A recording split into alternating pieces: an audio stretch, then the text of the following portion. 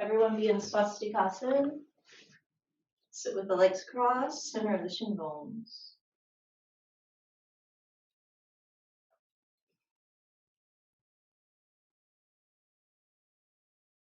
Rest your hands on your thighs.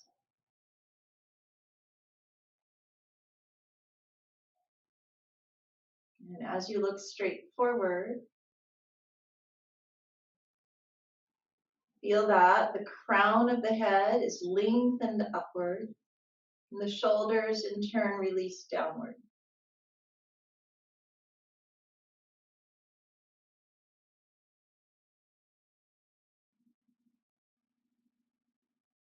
So from the lift of the head, get a sense that the body releases away from that lift. So again, shoulders downward, but then from the waist, feel the buttock descends downward. So that the flesh of the buttock moves towards your seat.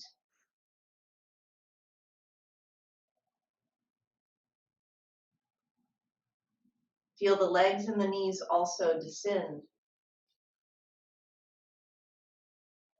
Palms down. So as the shoulders release away from your ears, please do not make an attempt to turn your arms out and lift the chest like that. That should all let go completely and entirely as you lift through the crown of the head. That lift through the crown of the head should feel as though not only does, that spot at the crown, which is back, towards that pointy part of your head, as that lifts, observe how it's almost as if that region is attached to a string that runs straight down the center spine, so that the lift of the crown has a sense of lifting you from deep within. Then bring the palms together and close the eyes. When you do, again, release the shoulders down and away from the ears. Descend the buttock flesh, descend the legs. So that the majority of the body surrenders into that lift that comes through the crown of the head.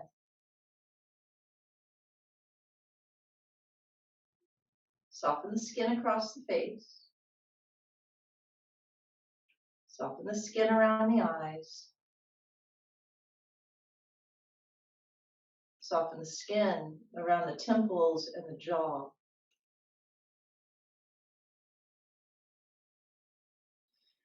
Observe that process of moving inward.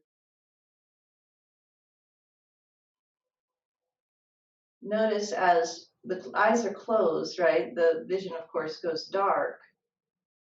But then ask yourself, where do you see from? Does it feel like that field of vision is just behind the eyelids? Can you retract that field of vision so that you see that dark space from way back at the back of the skull?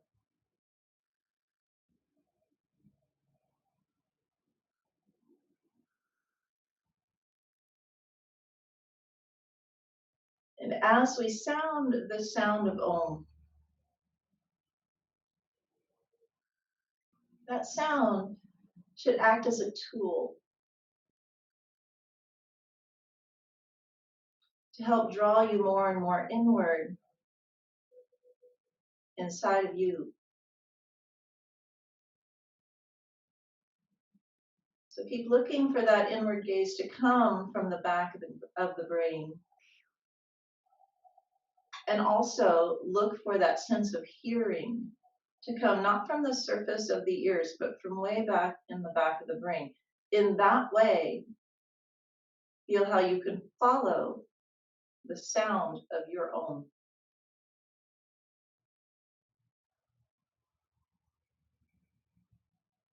Om.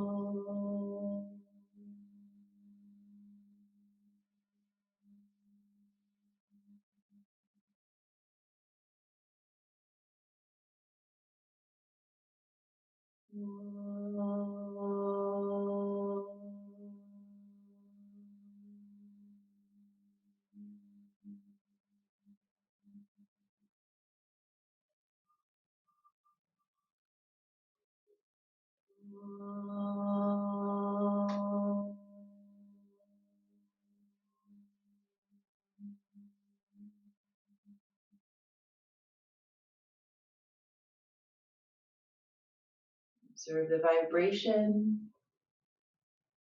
of that Om settling deep within you. And release the head down.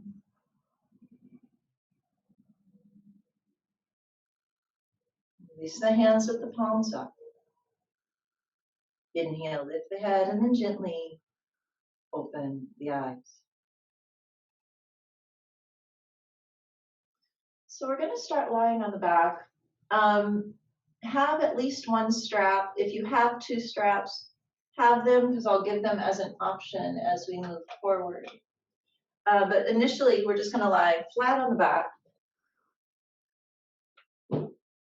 So set your things aside.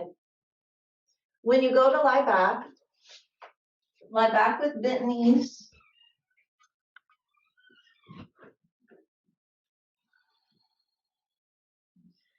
And with the knees bent, turn the upper arm bones out so that, yes, that sort of placement of Shavasana comes into the chest. Arrange the head by putting your thumbs at the base of the occipital ridge. Keep the neck passive, but use the hands to lift the head just a tiny bit and draw that occipital ridge straight back, allowing the base of the neck to release and soften. So when you set the head down from there, you should be able to feel that the skin of the scalp rolls from that occipital ridge to the crown of the head towards the hairline. Now, if you don't feel that, what is indicated is that the head is resting in this way that I'm showing now, with the chin elevated. And that has to do with the shoulders, and it's not a big deal, but if you feel that energetically, then you need a blanket under your head. So you just take it and place it there under that occipital ridge. So that, in other words, that churning that you place with your hands remains. And if you don't need the blanket, you don't need it. But question today, do you need it? Take it if you do. Then relax the abdomen.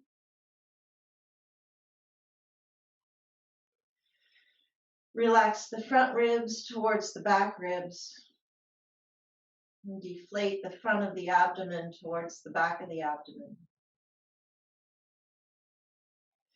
And as well, the sternum, when you turn your arms out, it lifts your chest, and that's correct. However, in this case, feel how the sternum rests back towards the back of the upper body, creating a width there in the upper shoulder blades, even the middle shoulder blades. Use your thumbs, and when you lift your buttock, or your fingers, when you lift your buttock, flow the flesh of the buttock towards your heels. And then straighten one leg, push through that heel, and then the other leg. You can bring the feet somewhat close or hips distance as you do that. Push the heels away, and as you do, they'll broaden against the ground. Feel how that moves the flesh of the buttock more and more to the heels. Just be with that for a moment. You might feel the outer gluteals awaken a little bit. Maintaining that effort, spread through the mounds of the foot also to help lift through the knees and descend your front thighs towards the back thighs, towards the ground. So you can do that with your feet a little apart. You can also do that with your feet together. Now, as the front thighs descend, the abdomen descends, the front ribs, even the sternum, stay close to the back body. Reach the arms up, hook your thumbs. Broaden the shoulder blades, and with an inhale, take the arms overhead without disturbing the frontal body moving to the back body. If the arms don't go all the way overhead comfortably, do as I'm doing now. There's a blanket there behind, and you can catch the back of the hands or the wrists that way. If they will go all the way overhead, just do it.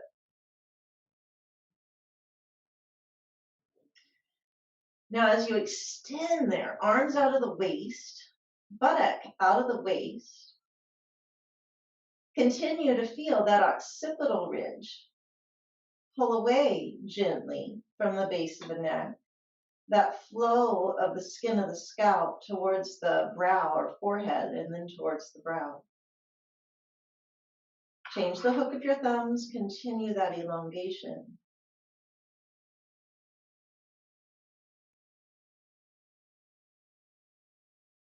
Then release the arms and hug your right leg in for Ekapada Padmasana. Use the exhale, draw the leg in really close. Surrender the abdomen. Use your exhale.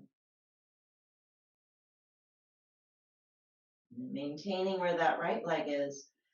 Make effort through your left leg again. Heel away, then mound of the foot, spreading and pressing away.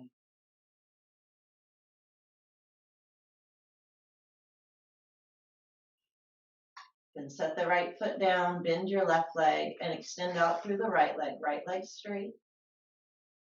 Draw the left leg in and surrender to that release in the low back, through the waist, possibly in the groin.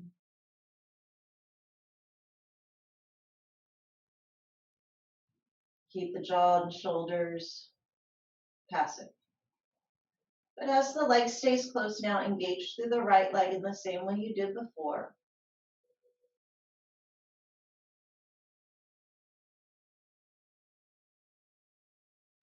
And then hug both legs in. Ekapada. Duipada Padmasana. Shin bones straight down.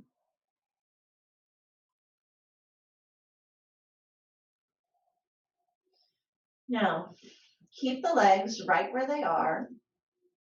Take your arms straight out to the sides.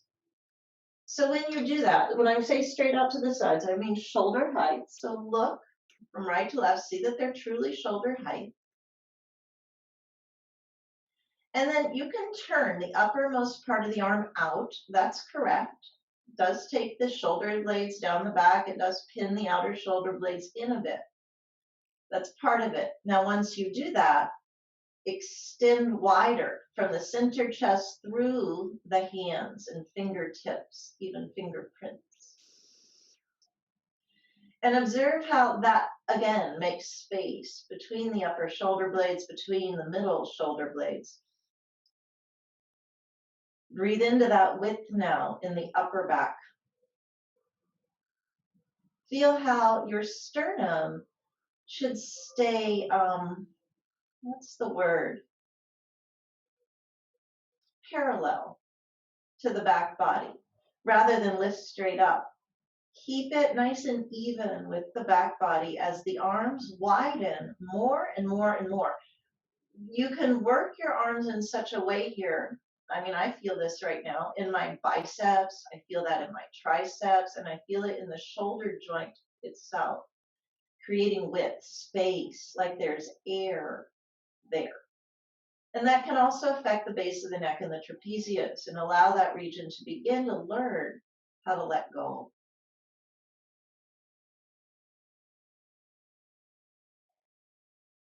Now, from here, we're going to straighten our legs to 90 degrees. So it's a 90-degree angle at your hip. If you do not need a strap there, you can just do that. Now, if you have abdominal issues or if your legs want to hang out away from you, then you should have a strap just above the heels. And you would hold on, obviously, to make that 90-degree angle. Clifford, in your case, you should have your legs at a wall. So you have to decide what's right for you. If you're using the strap, you should be able to feel that you keep that width between the shoulder blades, even though you're holding on with your hands, right? So yes, there's a pulling back to some degree, but not so much that you harden through the base of the neck or make your chest overly lifted. Now, once the legs are there, take a moment, push through the heels. Observe how the tailbone flows in the direction of the heels, or your two buttock bones also have a sense of flowing to the heels. But that's only half the action. From there, you spread the mounds of the foot so the mounds of the foot lift slightly higher than the heels. Toes spreading, metatarsals spreading. Breathe into the side body. Surrender the front body to the back body, particularly with your exhale.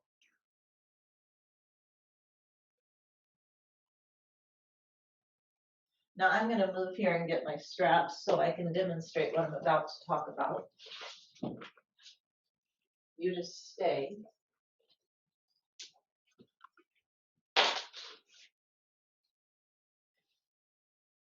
The knees should be straight. The mounds of the foot spreading should help you to create that sort of shrugging through the kneecaps.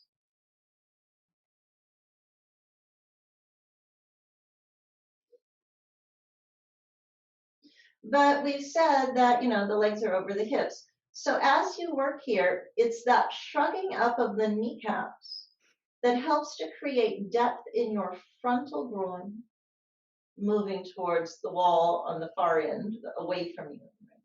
Your inner groin also moving away, and your outer groin all moving towards, in my case, the rope wall or the wall that's beyond where your feet were. So without that lift of the knees, this frontal groin region, which is the top of your femur bone, doesn't learn that action of moving away and making space in the hip socket. So that's why it's important to keep the knees straight. And that's why, you have the strap and so forth. So now we've had this 90-degree angle. Now I'm going to ask you to bring your legs closer without losing the depth of the frontal groin, the inner groin, outer groin. In fact, the effort to create that depth has to increase. Now, here's what you do. When you bring your legs in closer, one of two things. Either you're going to hold the outer feet, so you can see when I do that, you see my hips kind of lift to get me there. That's fine. But then the hips should come back to the ground. So you have to be quite aware of what goes on here in your lower back, because I don't want you resting this way, because that would be not comfortable and not effective. But when you hold the outer feet, the lift of the knees becomes a little bit more attuned. And this depth comes to the frontal groin. So at this point, some of you who don't have a strap here might want a strap to bring those legs in closer. So go on and do that now. And when the legs come in closer in that way, you can bring the strap not as much around your heels, but now bring it more around the bottom of the metatarsals. I'm sorry, the bottom of the mounds of the foot, so that you can use the spreading in the mounds of the foot to affect the depth of the frontal groins, inner groins, outer groins. The arms should be straight. So to bring that in, you don't bend the elbows necessarily. I mean, you can do it to begin, but then I want you to get a closer hold with your hands. Spread the mounds of the foot to keep the top of the kneecaps, the upper kneecaps, shrugging up, lifted. To keep that space at the back of the upper knee broad. To keep the outer groins in particular moving away from you. Jaw soft, tongue soft. Breathe in and out through the nose. Exhales wide in the side body. Even feel those exhales wide in the back body. Inhales, pardon me, inhales wide. And the exhales softening, releasing, surrendering the front body to the back body. Every once in a while, be aware of what goes on in the occipital ridge, right? The shoulders should move away from the ears. And that occipital ridge at the base of the skull should lengthen away from you. And that'll help keep the base of the throat also soft.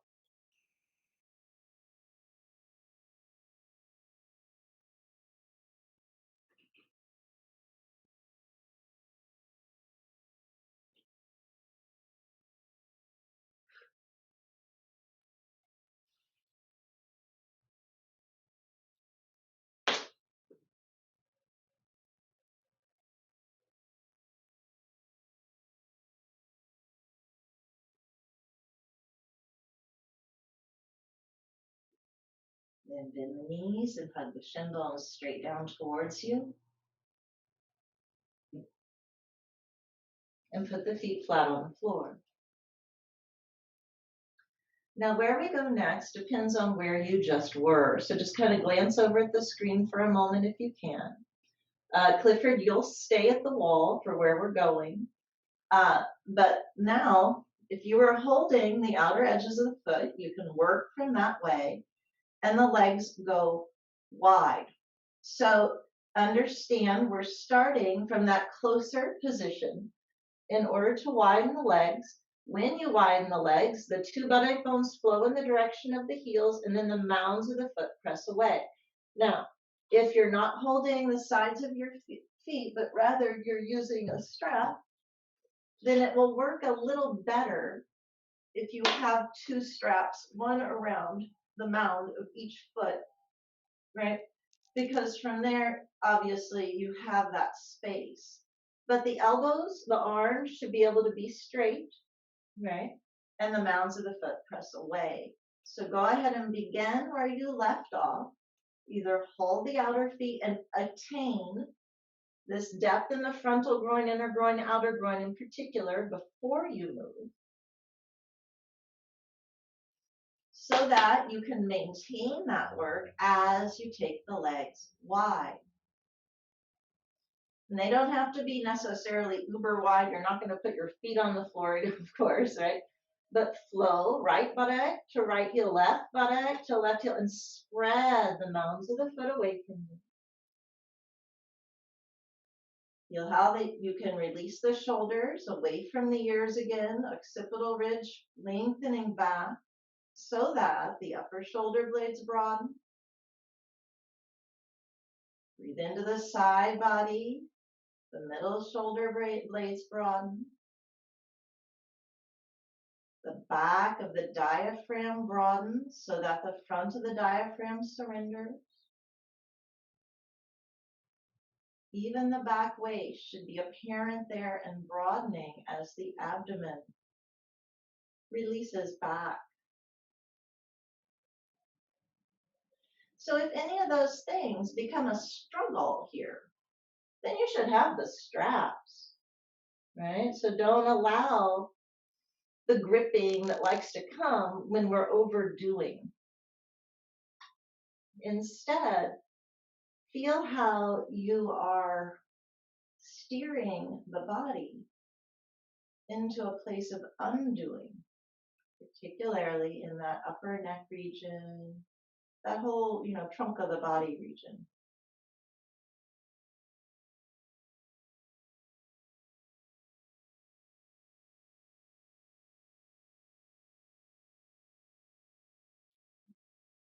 Sorry, there's a fly in here.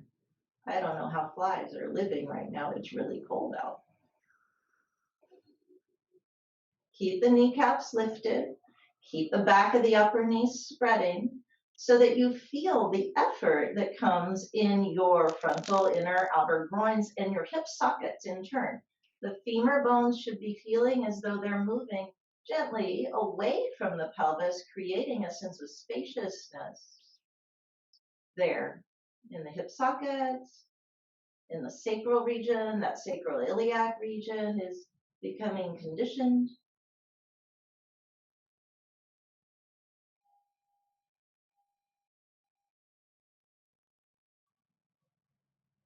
Inhale, bring the legs back up.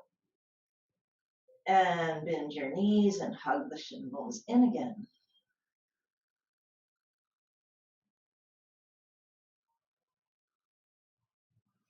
Now place the feet flat on the floor. We're doing something similar. Have a strap for Supta Padmasana. One, you can make handles in the strap if you want, whatever, you know, that can be pretty nice actually. So I'm going to do that too. And what you do now, because it depends on your own body and how close you should be to your leg with your hands, all that stuff. So you see I have a really big loop with my strap. I could use that whole loop to strap my foot and then my arms would bend. And we talk about doing that quite frequently. But today, I would say, and Clifford, hopefully the straps will make it possible for you to do that. If it's difficult for you in particular, because a dog bit your hands, right? Then you could do something like this where your hands work minimally, or you could even, if you need to, like hook your wrists or your elbows, something that just makes it available to hold that leg up, right? Because I know you have that injury. The rest of you, let me get back to what I was saying. So, you know, you could do that, but that's not what I'm asking you to do today. So what you would do is you double the strap, and then your loop is like half the size. Then when you hook with that loop, when you hook with that loop, oh, my arms are straight. Do you understand? I hope that makes sense. So that's what we're going to do to start with our right leg in Supta Padmasana. So you'll straighten your left leg with your right knee hugged in. And then I want you to bring your right leg first to a 90-degree angle. So for me, you can see, ooh, I'm really kind of pushing it with that doubled strap, but you know, it's hard to see in your own body, but that's a little closer than a 90-degree angle. So I'll just arrange the strap in such a way that however I hold on to it, I have that 90-degree angle, but straight arms. So it's almost, once I get that hook, it almost feels like the leg as a whole is being pressed away from me, all the way up from the upper thigh bone. So you got to be generous with yourself here. It's not about stretching the hamstring. It's about learning the energetics of making space in the hip, in the groin, all those things. So you hook at the top of the heel, you push through the heel, you press through the mounds of the foot as well to gain that awakening in the front of the thigh, making all of that possible. Be aware of the occipital ridge, be aware of the shoulder. Then hold on to both ends of the strap with your right hand only and bring the leg out to the right. Steer that outer right hip away. If you want to put your elbow on the ground, I'm fine with that. You know, do what you need to do there. But feel that outer right groin move towards the wall as you press through the mound of the right big toe, taking your inner right groin towards that wall there beyond your left foot. So the leg is not turning out at the hip so much, it's trying to be neutral. Awaken your left leg as well. Heel pushes away, then the mound of the big toe. So that left frontal thigh descends. Breathe.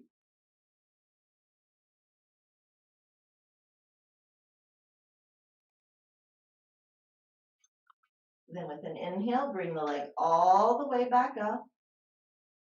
Reach up with your left hand, hold the ends of the strap, keep the leg at that 90-degree angle, keep the outer hip moving away. Now, you're going to reach the right arm out to the right and take your right leg just enough to the left that your right hip stays down. This is a process, so just hang with me. So it goes to the left, but your right hip is down. Now, take a breath, and with your exhale, push the right buttock to the right heel until the right hip lifts. And the mound of the foot continues to press away, which helps the frontal thigh move away from your hip. It'll give you a greater sense of control of that leg. Now use that and begin to take the leg across the body. So your right leg going to the left. You can put your left elbow down, that's fine. Keep the right buttock pushing to the left buttock. I'm sorry, keep the right buttock pushing to the right buttock. And spread the mounds of the foot once the foot is about a foot from the floor. So you want your foot at the same level as your right hip. Then, when you press the mound of the right big toe away, turn the abdomen, the chest towards the right so that your right shoulder again descends to the ground. Your left leg should stay straight. You can keep the mound of the left big toe pressing away, but of course it will turn somewhat to the left also. Breathe.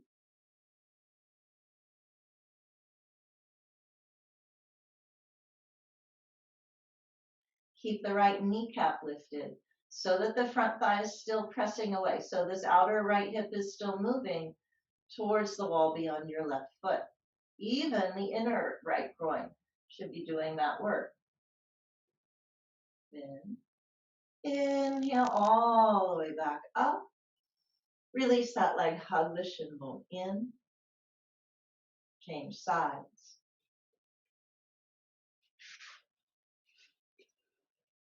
Straighten the right leg first, then draw the left leg in close. Use the correct loop to straighten your left leg. Supta Padmasana 1.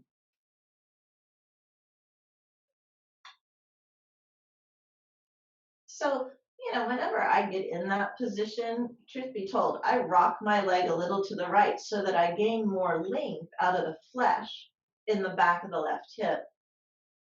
It just kind of helps set up the action well. Spread the mounds of the foot. Awaken that top thigh. As if someone else were there, pulling the very front of your left thigh away from you.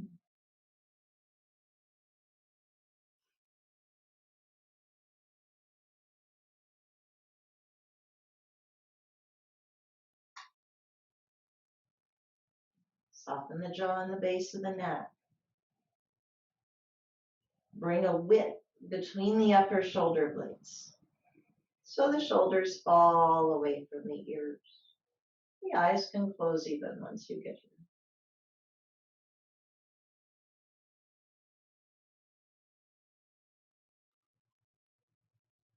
Soften the jaw and observe that undoing in the trunk of the body.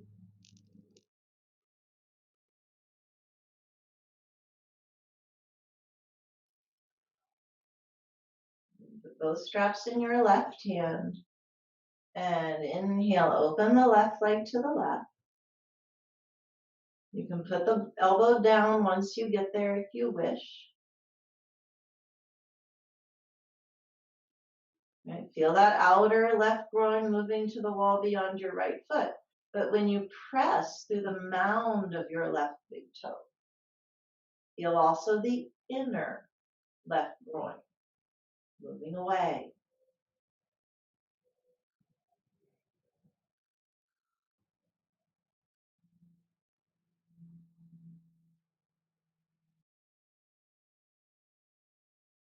It's the quality of how that left leg works that creates that spaciousness in the hip joint.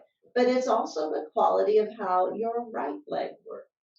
Because there's also a spaciousness in the right frontal groin hip region as you work here as well.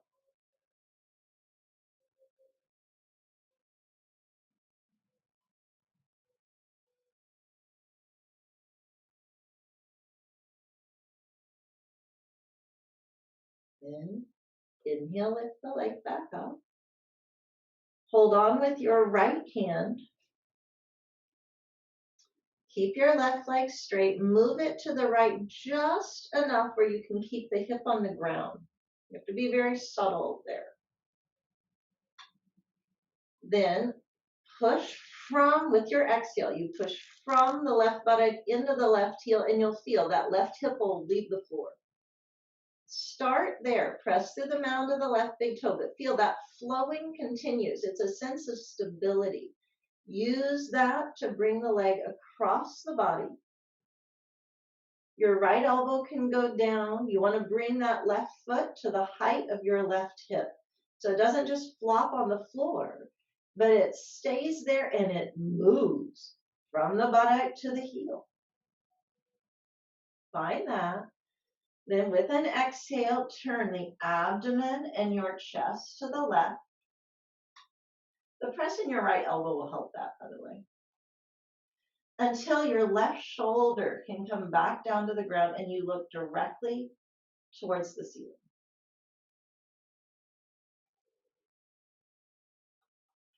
Keep your right leg awake so that it's straight, right? The mounds of the foot can press away.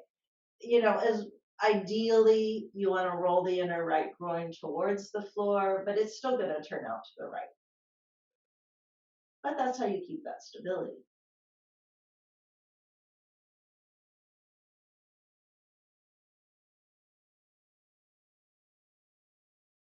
Even here, there can continue to be that undoing at the base of the neck, in the jaw, in the eyes.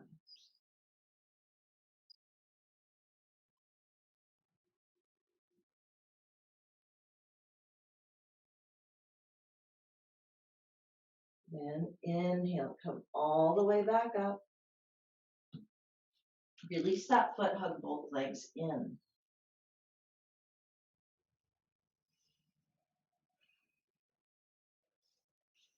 Now, we're going to do that one last time. And you're going to have an option, just like the first pose, of holding the leg a little bit closer.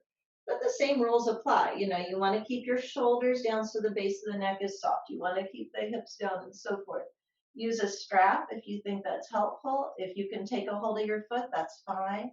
You start by straightening and elongating through the left leg and hugging the right leg in.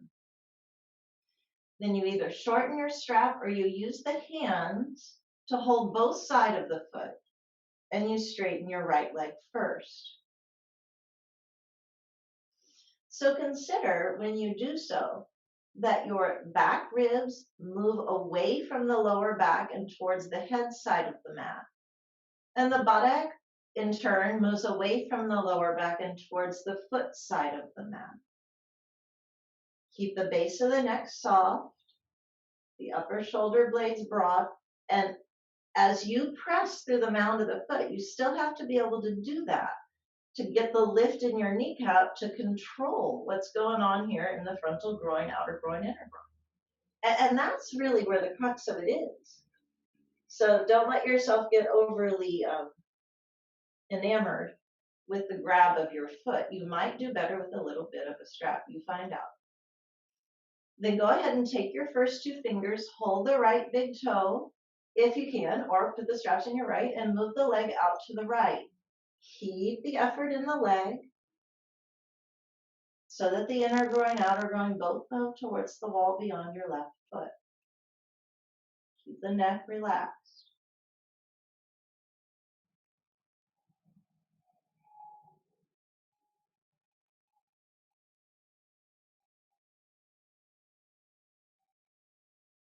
So in general, I'm just asking you to go ahead and explore that deeper lift. It's not, again, for the stretch of your leg necessarily. Yes, it will stretch the leg, of course, but it's for the intelligence of the leg and the intelligence in the sockets, the hip sockets. Then inhale, come back up. You either put the straps in your left hand or you reach up with your left hand and you hold the outer right foot. Bring the leg towards the left a little, push right buttock to right heel so the hip lifts. Keep the left leg extended and use those energies to take the leg across the body. Now, if you're holding the foot, the elbow does not come to the ground, but use the energy of the leg, buttock to heel, to turn the chest, even the abdomen, to face the ceiling, right shoulder to the ground. Both legs have to be working together. Left leg long and straight. If I were there, I would put a strap above, right at the top right groin, and gently, steadily pull that top groin away from you. Then inhale, come back up. Hug that leg in. Put that foot on the floor and change sides. Hug the left leg in. Use the strap if you need to, or hold the foot, straighten that leg.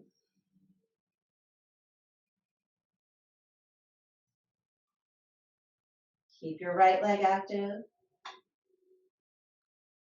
Keep looking for that space of your back ribs away from the waist and the buttock away from the waist.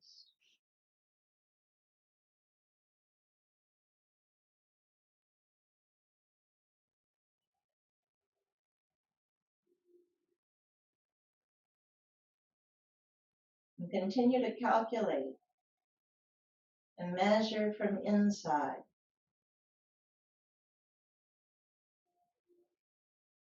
Then first 2 fingers hold the big toe or the straps go in the left hand. Open the left leg to the left. When you push through the heel and the buttock rolls to that heel, feel how you get that outer left hip to move away from you, but then press through the mound of the foot. So the inner left leg also moves away from you. Find that balance out.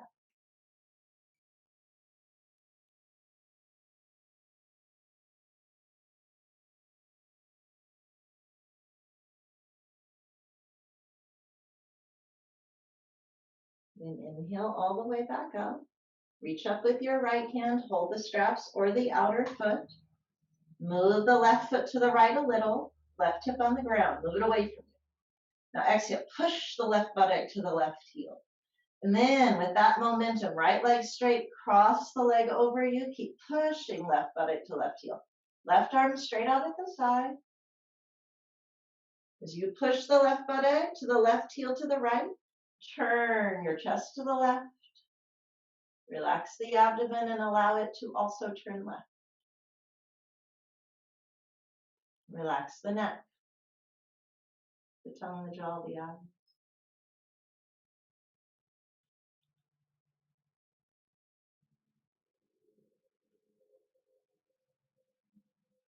Smooth and measured breath through the nose. And then inhale all the way back up. Hug that left leg in, hug both legs in.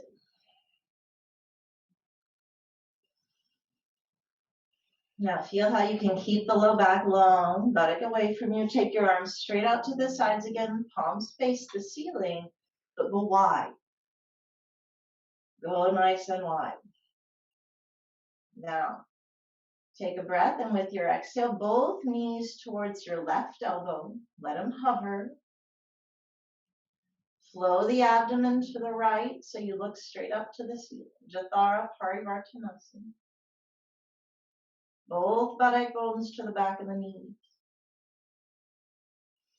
Exhale, knees over to the right hand side. Hover. Buttock bones to the back of the knees, knees to the elbow. Turn the chest to the left, abdomen to the left. So you can press the back of your right hand. Left shoulder down.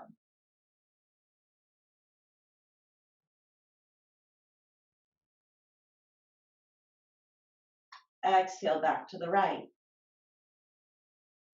Keep the knees lifted towards that left elbow. So the low back, the hips, they're in a rounded shape here, not an angular shape. Exhale, go back to the right.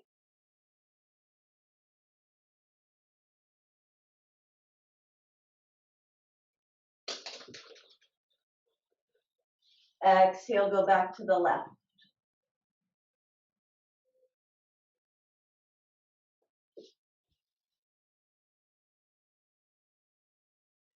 Exhale, go to the right.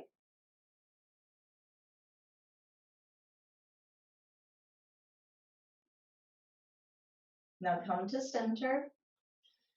Now, You can repeat that, right?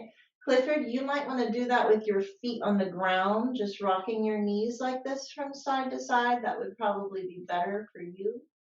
The rest of you, you either do that again a couple of times on your own, or if you can easily straighten your legs here, then keep your legs straightened together and start to work that way, feet towards your hands. Go on your own. You don't have to take long holds, but it's the exhale that takes the leg to the side. It's the inhale that brings the leg back to center.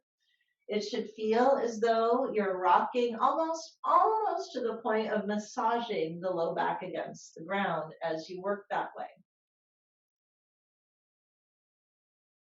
Knees lift to the elbows. Hey, feet to the hand, to the hand. Hip level does not do it. You got to get that foot up, right? Right over your hand. No joke, right? So what does that mean? If you cannot do that with your legs straight, you bend your knees and you deeply lift the knee towards the elbow. That increases the effort. Otherwise, you'll put pressure in your low back. Okay. Last little bit there. Once you've done even amounts to each side, hug your legs in. Then put the feet on the floor. Now, we're going to roll onto the right-hand side. So, set yourself up so that when you do that, if possible, you can see the screen, okay? So when you roll onto the right-hand side, look to put yourself in a straight line.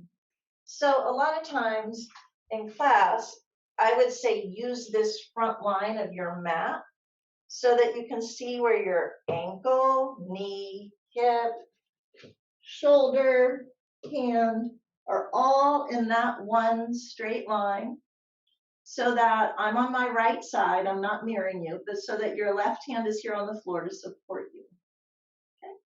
So go ahead and get in that position, right palm facing the ground, right armpit in line with your right hip, in line with your right ankle, and your right ear rests directly on that arm to begin. When you get there, push through the heel bones, push away, and move the flesh of the buttock to the heel bones so that the low back is long.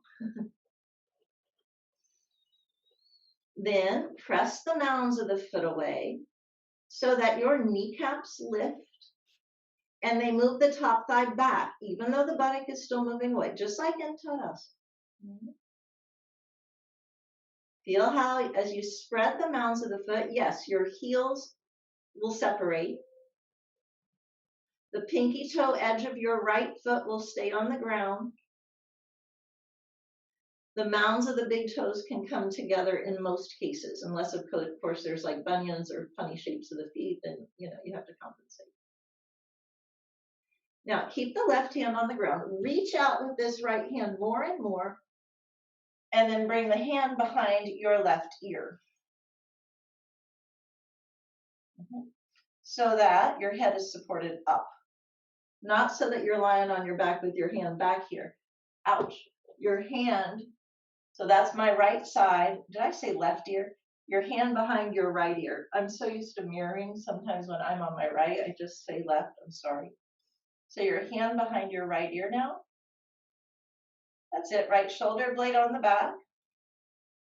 Buttock to the heels. So you start to balance now on that right side. Heels away, mounds of the foot away. So buttock is pushing towards the heels and the thighs are back. Then, working to keep that balance, bring the hand to your side. If it's easy, that's it, Jason, good. If it's easy, you're probably not in one line. So the body tends to compensate. See, it's not easy for me either. The body tends to compensate and the buttock tends to want to go back. But if you push the buttock to your heels and press the thighs back, that's where that balance comes. I can't concentrate and do, can I? Because the tailbone comes in. So if you feel wobbly, good. It means you're doing well, okay? And you can work with your fingertips here to build that balance. That's it. Now, go ahead and put your hand back in front of you. You're going to lift your left leg a little bit and move it so it's on the floor in front of your right thigh. Kind of step it up there in front of your right thigh. You can use your hand, pull it up there. Then turn your left toes to point away from you and towards your right foot.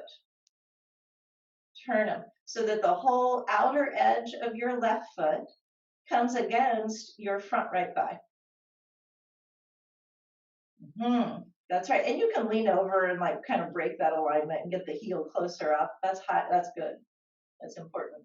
So that then, you know, once you're back upright, you rebuild the balance and you flow the inner left thigh towards the inner left knee. And as that left knee rolls back, in my case, back would mean towards the window wall behind me, right? Feel how that pressure comes against your straight leg. And this outer left leg forms a hugging here in the outer hip buttock region. You can even place your hand here and kind of encourage that.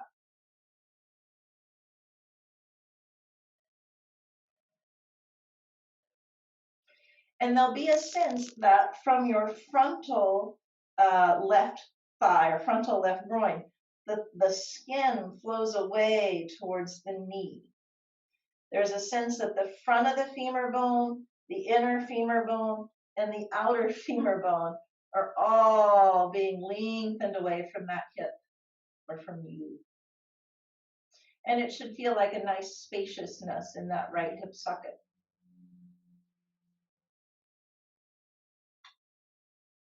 Now, we're not straightening the leg, but you are going to go to this next stage. Keep your right leg straight.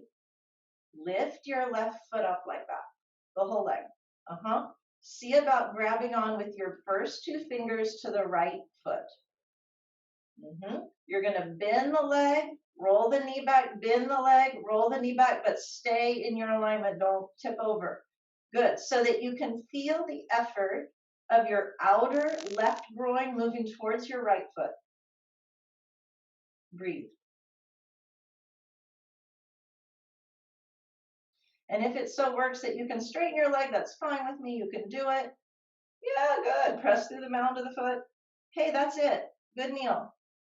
And then bend again and release. You can roll towards your abdomen because you might want to turn around so that we can still see each other. So instead of just rolling over, I'm going to stand up. There we go. I'm going to sit up and just change the sides of my mat. So you can do that. So get that alignment for Anantasana. Ankle, knee, hip, armpit, elbow, hand.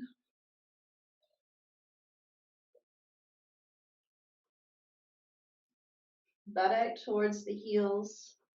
It's actually one of my favorite poses, Anantasana. I'm surprised I don't teach it more. Feel how you open all parts of that left side body.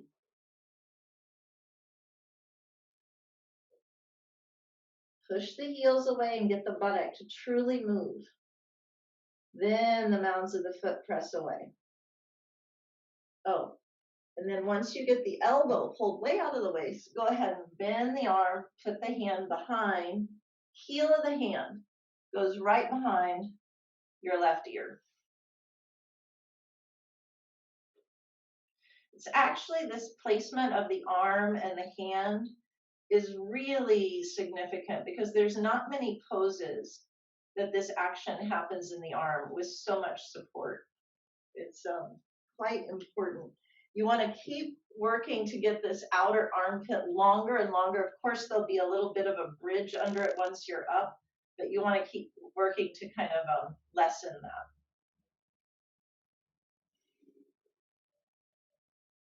So once the heels push away, once the mounds of the big toes push away, feel how the outer gluteals gather to the midline, how we talk about in Tadasana so frequently. And then look to find the balance. I can find it so much better when I'm just practicing, but you know, when you're teaching, your energy is forward in your head and you're pushing out all the time. It's different when you practice. Continue to feel that the energy of the eyes comes back towards the back of the brain. And that's what builds that sense of proprioception. It's one of the things. But you know, when you're talking and projecting outward, then you're projecting outward.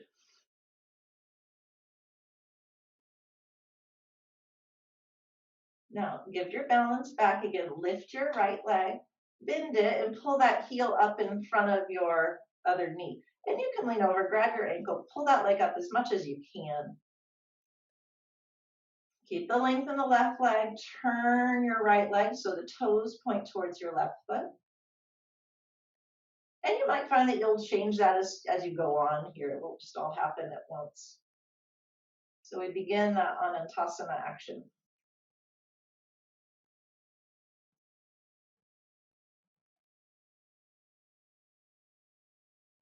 So again, working the legs appropriately, you'll feel the outer gluteals on both legs in a slightly different way. But you'll feel that they gather towards the midline. Now, it takes a little bit of thought to move your femur bone from this frontal groin towards the knee. From the inner thigh, lengthen towards the inner knee. From the outer thigh, the outer knee. So that more and more that knee begins to roll back. But again, it's a thing of, well, which thing comes first? It's the length that has to come first. Don't just slam the leg back, because that won't feel good.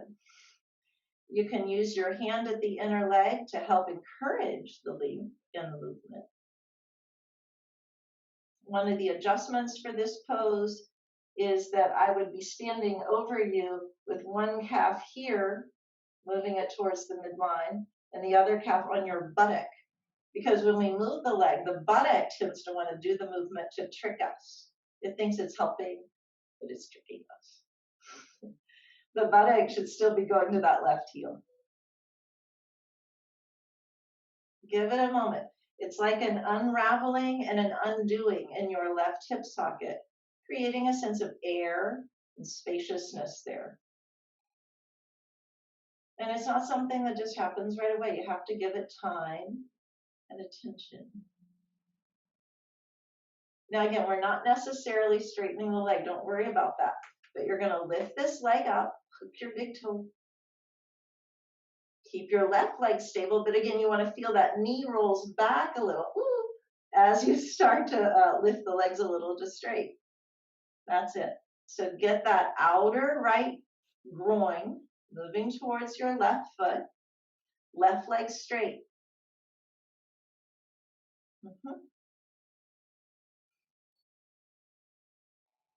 And then see about straightening that leg. So when you straighten, again, you want that kneecap to lift so you go as much as you can, right? Good.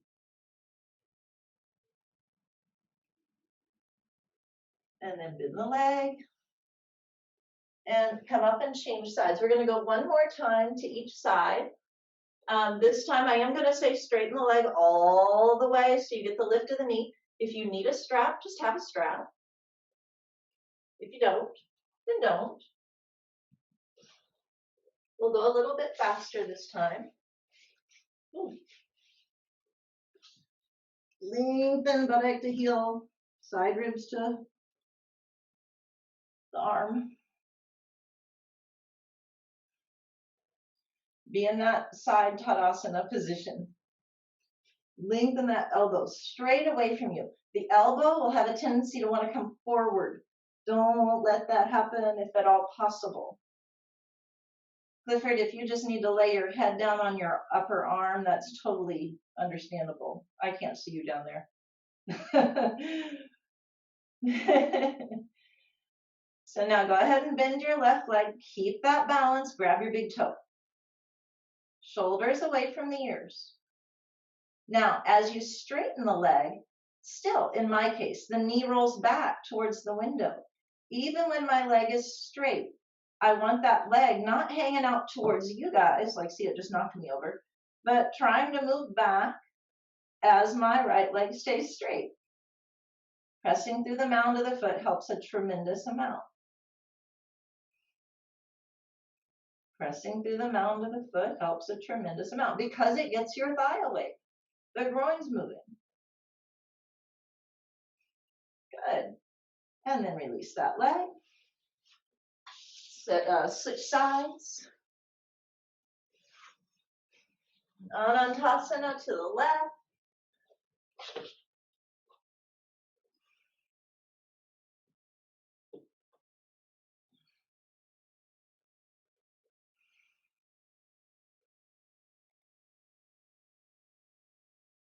Be in that side Tadasana so that you know you understand and you have a hold of the work in the legs. The ears are soft. I should say the shoulders are away from your ears. I suppose your ears are always soft. And then when you're ready, grab that right big toe. Keep the broadness across your chest.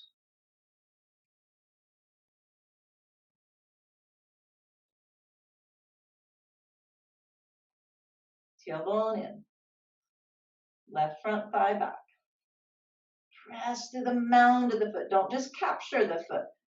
Make the foot awaken with your arm. That's the pranic action. Right? So we can make shapes with the body, but that doesn't always mean there's a pranic action. Look for that pranic action. That's what feeds you deeply within. Good. That's it. And then release that leg. Come on up to sitting. You can just face me. Ooh, before you get too comfortable, get a bolster. Just set it aside for the time being. Let's see. If you still have those two straps, that would be a nice thing. Go ahead and take the legs wide now. Upavishta Konasana.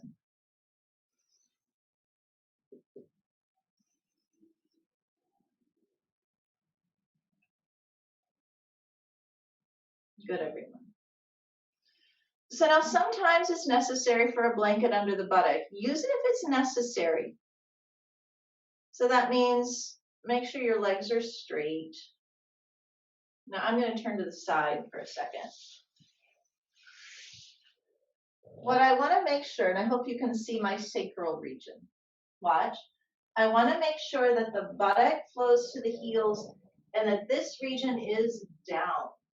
So it's that work, not, watch, I'm going to switch it real quick. This is incorrect. Can you see that difference in my pelvis? Okay, good. So don't do that. and you know, the people who are super bendy, it's just really natural, and that's what they do. And with people who don't have that super bendiness, if you do that, typically, but not always, that's when they complain about how that really overstretches my inner legs. When you just sit upright like this and you descend the buttock, the inner leg should not have that strain to it. So flow, right buttock to right heel, left buttock to left heel, and set your buttock bones down. Keep that length. So now the heels are pushing away. Now, add in that you're going to spread the mounds of the foot from big toe to small toe, and a little bit the mounds of the foot press away. Now observe how that changed your legs and helped spread the back of the upper knee and the back of the middle thigh against the earth. Good. But still, as the heels broaden against the mat, the kneecaps lift and the frontal groin descends. So just be there for a moment. Enjoy. Imagine, you know, I'm pushing down here so you can lift up through here. Then either you reach out with your fingers and you grab the big toes. Now watch the whole action though. I'm not telling you to come super far forward. I'm giving you this to catch the prana. So you catch your big toes. Now when I do that, I work the legs more. I do all those actions more so that the side ribs lengthen and the chest is broad. So you either do that with your first two fingers or you do that with your straps. So that should be doable, reachable for everyone. Shoulders away from the ears. See how when I grab the strap, how easy that release of my shoulders is. When you hold your feet, you have to work at that a little more, but this thing is not going to be good. It's just not healthy. So you have to really, really be keen in your inner vision to decide what is giving me space in the groin and hip socket, in the side ribs, and in the base of the neck. And if you're not sure, go to a strap and find that space there. And then you have to go back to the toes and go, can I do that space there? Because what it will offer is you'll realize there's more space to be had. It's not a can do, can't do. Yeah, you can do, but just really, really know what it is you're trying to do, because it's not always easy to know. So it should feel like the force of gravity beneath your thigh bones increased as your thighs go down. It should feel like the force of gravity in your side ribs decreased as your side ribs elongate and the chest broadens. Both the front chest, the upper shoulder blades, and the middle shoulder blades all have width.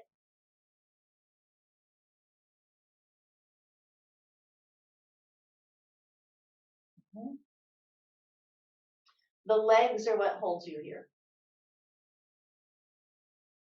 Then come up, get your bolster, place it directly in front of the pelvis. So it comes to me, to my lower abdomen, beneath my navel. So it touches that space between the pubis and the navel. Now, it's going to depend on you. But this bolster now should keep the front of the abdomen moving towards the sacrum. So it's not a tilting forward on my buttock bones. Rather, the pelvis stays primarily upright, and I use the bolster so I can mold my body around it, meaning my front ribs will move to my back ribs, and I can rest. The legs have to stay awake. Now, it's just different bodies, different stuff. If you need a blanket on top of here, please take it. If you need 5 blankets on top of there or a second bolster, just take it. Because what you can find here, which is important to find, you can find a lot of things here, right? But what I'm really interested in you finding is the spaciousness that comes evenly throughout the entire back body. Okay? Of course, the strength in the legs has to remain. But you can see that this whole region, I hope, looks smooth and spacious. And that's just relative depending on who the person is. Let the head turn to one side for a few breaths. Keep the legs awakened.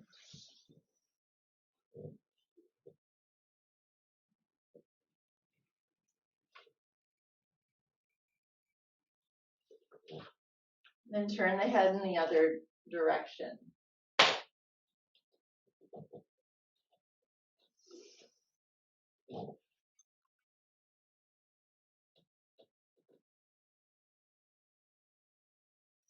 Then look down, use your hands, push the bolster away, inhale, come up with your head last.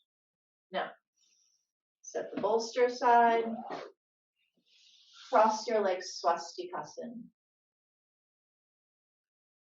So now, buttock on the ground.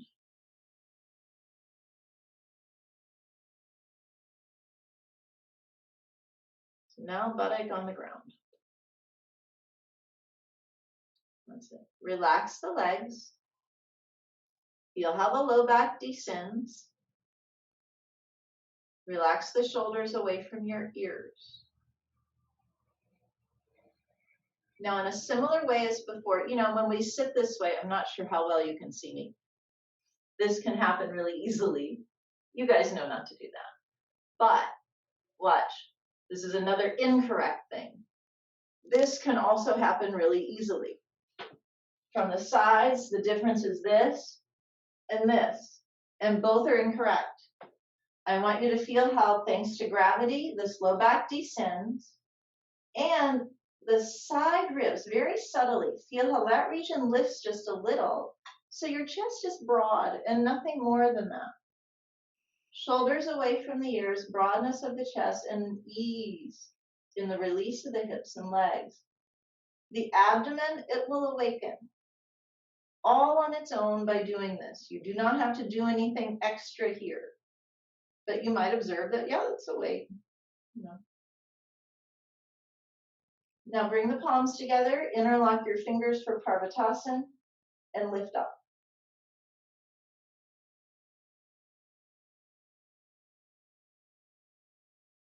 Feel how that simply highlights that work.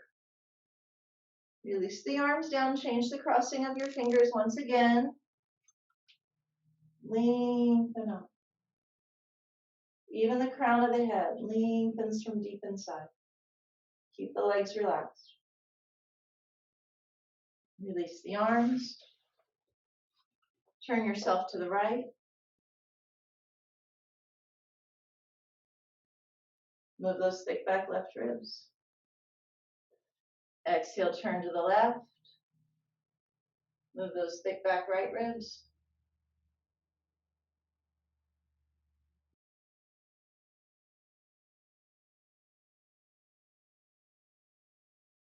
Come to center. Come forward, keep the buttock flush down. Keep the pelvis reasonably upright and elongate through the side body. The legs still are in that same first crossing.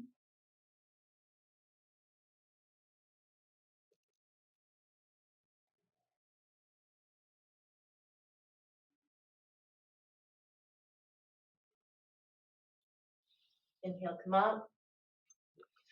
Now you're going to lie back for Supta Swastikasana. Watch two ways. I'm going to have this bolster in front of me in case I need it, in case you need it. So when you lie back, buttock to the back of your heels, really make that link, that traction in the lumbar spine, so that when you lie back, listen, the front thigh bone moves away, inner thigh, outer thigh, all moves away, and the legs descend as your arms go overhead. If that is painful in any way, then you use the bolster. But still, look how I give myself traction, right? All those things. Okay, go on, you go.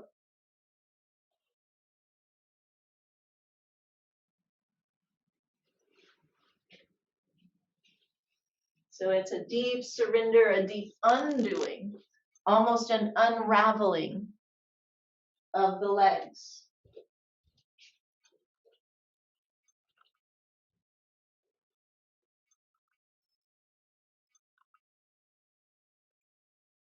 Good, everybody.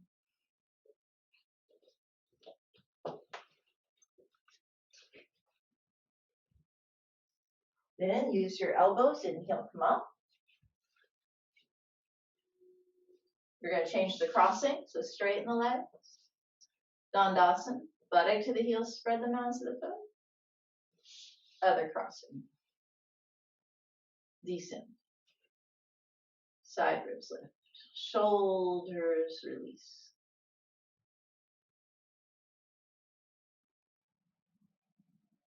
Look forward.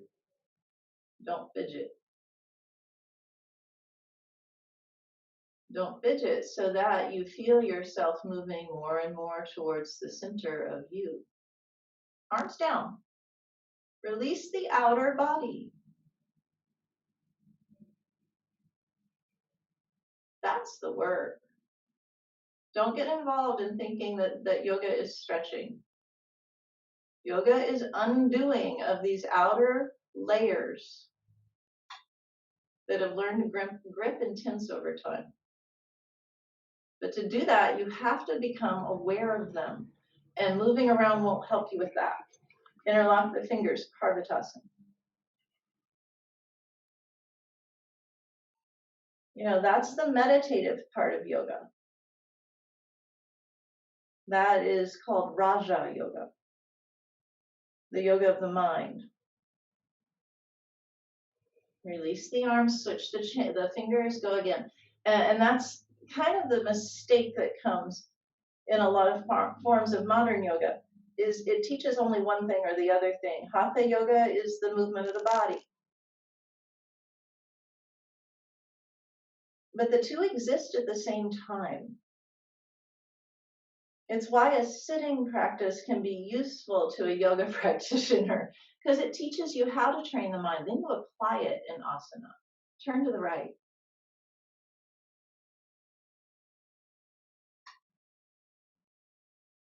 So as you move, turn to the left. Ask yourself, from where do I see? Can you steer that seeing from way back in the back of the brain? Way back at that surface where the brain touches the skull. Come forward. See from there.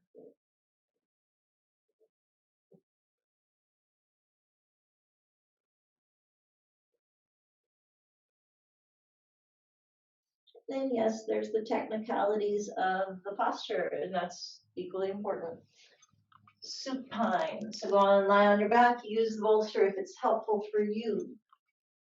You stay under the knees, find that elongation.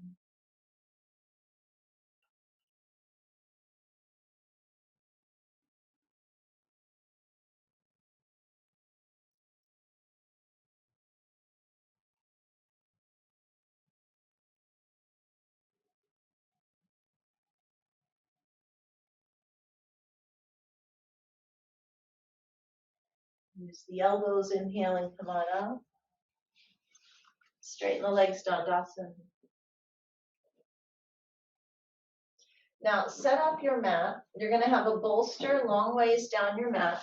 Get 3 blankets, one for your head, one for each side of you, because we're setting up for Supta Baddha Konasana. We're not quite there yet, but you're going to make your mat ready for you. And yes, have a bolster as well. I'm sorry, not a bolster, a strap is the word I intended to use there. So you can make a loop in your strap, get it all ready for yourself.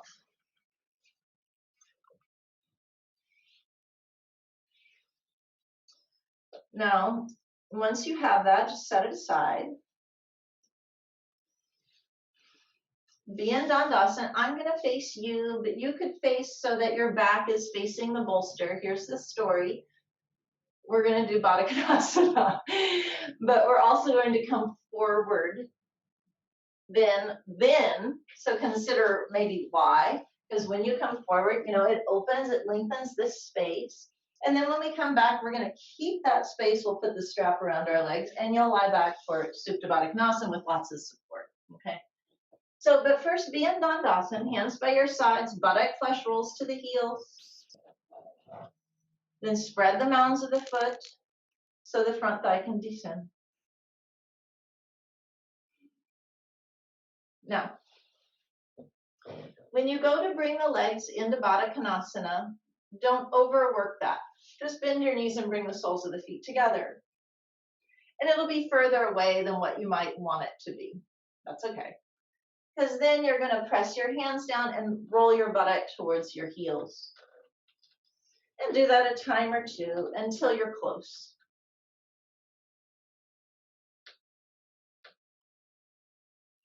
Now, use your hands to keep the lift in your side ribs. That's it. Surrender through the hips and the legs so that the inner leg flows to the inner knee more and more and more. Press the outer foot, flow the inner leg to the inner knee so that the front thigh flows to the front groin, so that the top thigh rolls down. And you can even do one leg at a time and sort of turn that leg out and descend. Kind of play with the legs in that way so that they get that turn.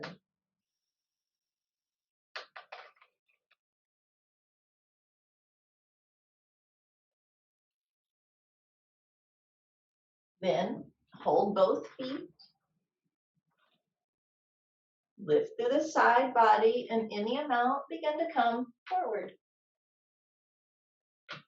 Press the outer feet so the inner leg elongates. Lengthen slowly and steadily over time, as if the side ribs were being drawn away from the waist. Back ribs, side ribs, lengthen away. Shoulders away from the ears.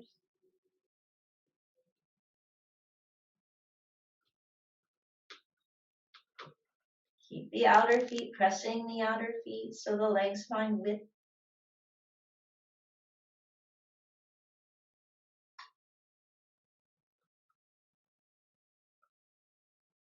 And inhale, come on up. Place that strap around the trunk of the body, around the outer feet, so that when you pull the tail of the strap towards you, you can tighten that strap. Bind the legs in well. Then when you go to lie back, hands can kind of come to that bolster, roll the buttock away, but let the low back be filled in so that there's plenty of support. Put the blankets under your outer hips so you support the legs. Blanket directly under your head. Turn the arms out. And be here in Supta Padmasana now.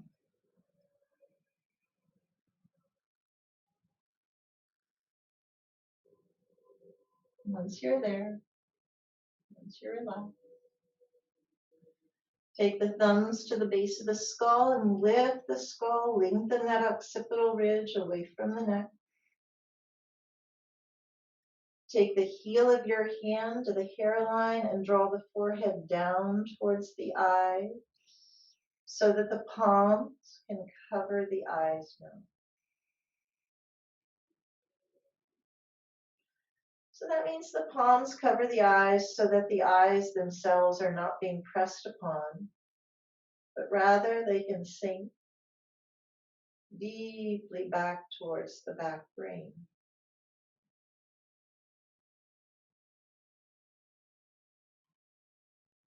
Relax the temples, jaw.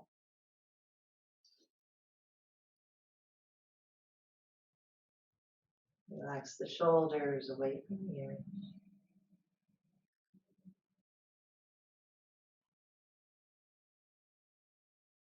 Bring that depth inside when you're ready. Release the arms again to the side.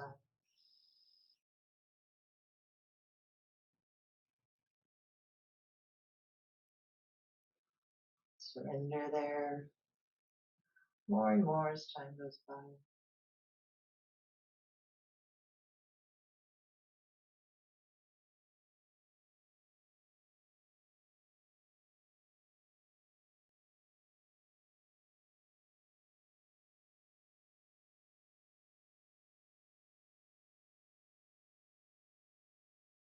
Let the breath move in and out through the nose.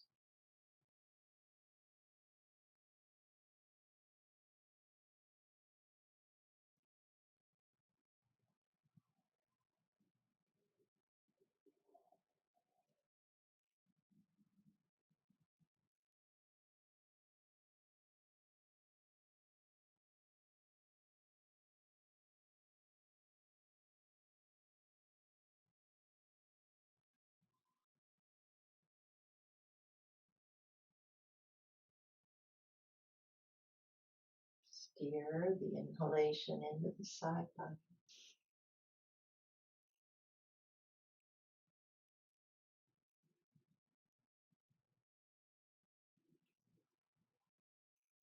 Release and relax the abdomen.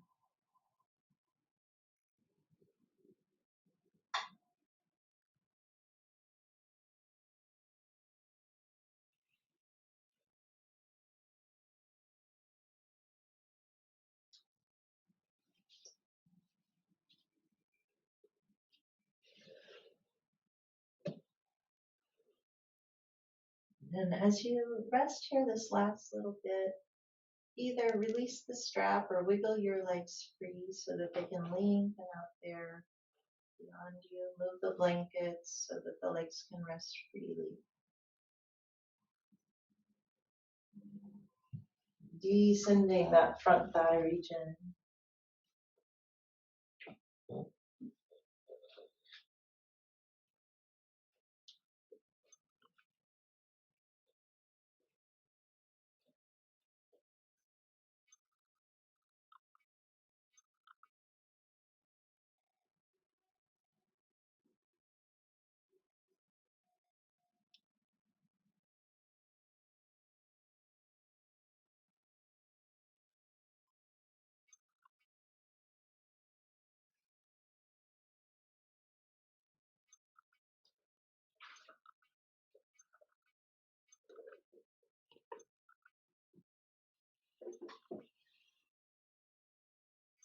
And bring the hands to rest on the frontal body for a few moments before we come up.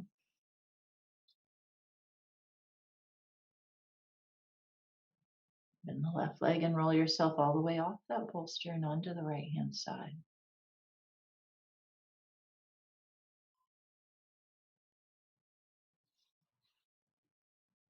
Take a breath with your exhale. Press the floor away. Come on up.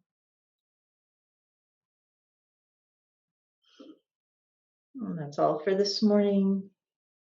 Namaskar, everyone.